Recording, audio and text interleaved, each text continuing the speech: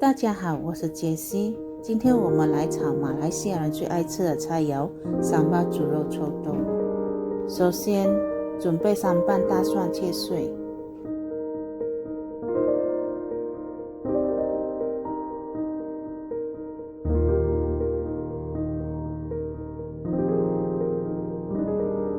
这时候呢，我们把猪肉切成薄片。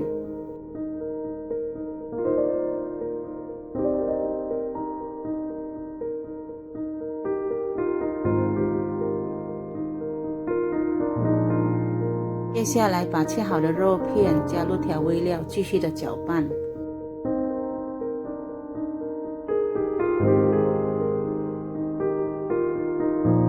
再用手继续的搅拌，直到肉有光泽。腌制30分钟，这样煮熟的肉才会嫩。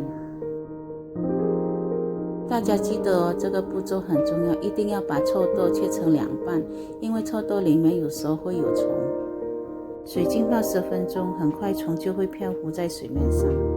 清洗几次，确保虫都清楚了哦。将鱼仔洗净沥干备用。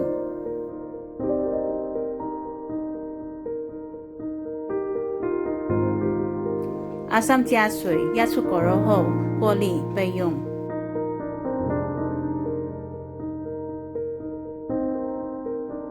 热油把酱鱼仔炸到金黄色，关火。取出来备用。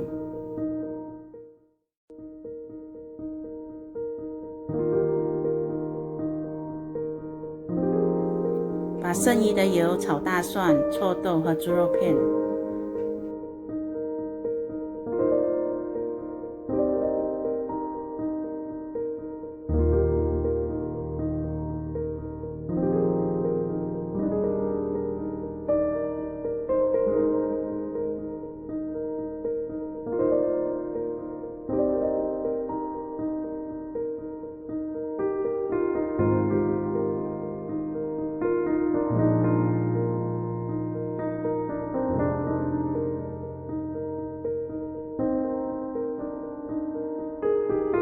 这时加入3瓣辣椒、辣椒酱、阿三汁、糖和剩余的调味料。以下我也列出3瓣辣椒连接教程，欢迎点击。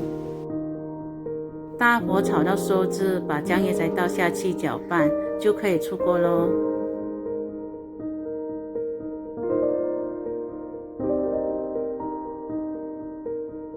谢谢收看，喜欢我视频的朋友请点赞与订阅。